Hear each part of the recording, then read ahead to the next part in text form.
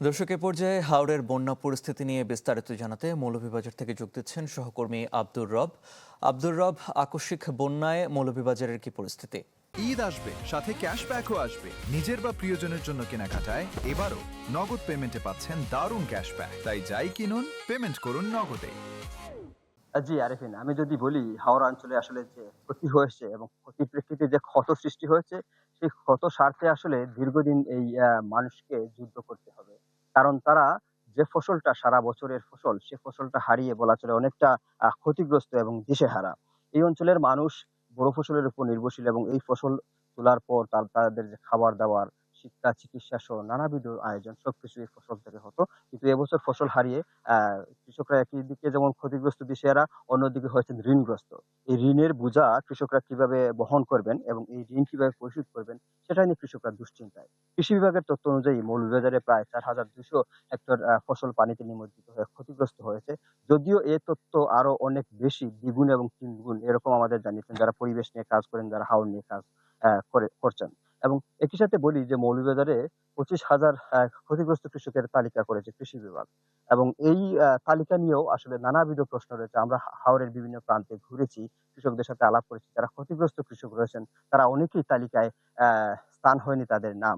এবং এখানে যে জটিলতাটা তৈরি হয়েছে এই অ্যা তালিকা, ক্ষতিগ্রস্ত কৃষকদের যে তালিকা, সেই তালিকাটা হচ্ছে যে ইউনিয়ন পর্যায়ে যে কৃষি উপসহকারী কর্মকর্তা থাকেন, তার দায়িত্বে মূলত এই তালিকাটা করা হয়।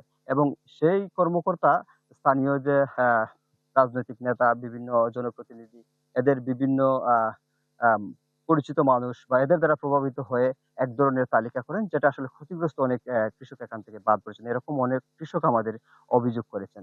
এবং এখন যদি হাওরের চিত্রটা বলি, হাওরের পানিটা কিছুটা হলেও ধীর গতিতে কমছে আমরা দেখেছি। এবং এই পানিটা ধীর গতিতে কমছে, যদিও ফসল তলিয়ে গেছে, অনেক নষ্ট হয়ে গেছে এবং মধ্য অংশ এবং উপরি অংশের ধান এখনো কৃষকরা কাটছেন এবং ঘরে তোলার চেষ্টা করছেন। এবং গত ১ সপ্তাহ ধরে মৌলভীবাজারে রৌদ্রোজ্জ্বল আবহাওয়া থাকায়, রৌদ্রোজ্জ্বল আবহাওয়া থাকায় কৃষকরা অনেকটা স্বস্তি পেয়েছেন। যে ধানগুলো ভিজেছিল, যে ধানগুলো কেটে নিয়ে এসেছিলেন, সে ধানগুলো তারা শুকাতে পেরেছেন এবং বলা চলে যে অনেক ধানই তারা শুকিয়ে তুলতে পেরেছেন। এবং এখন কিছু আ ভেজা এবং পচা ধান রয়েছে। যেমন এখানে আমরা এসে দেখতে পেরেছি যে কিছু ধান যেগুলো স্তূপ করে রাখা আছে, সেই ধানগুলো ধীরে ধীরে কৃষকরা এখান থেকে নিচ্ছেন, মাড়াই করছেন এবং তারা নিয়ে পর্যায়ক্রমে সেগুলো শুকাবেন। এবং যেগুলো আসলে ইতিমধ্যে কিছুটা পচন ধরেছিল, যে যা ছাড়া গজিয়েছিল, সেগুলো অনেকটাই বলা চলে ৮০% প্রায় কৃষকরা সেই ধানগুলো তারা আ শুকিয়ে ফেলেছেন।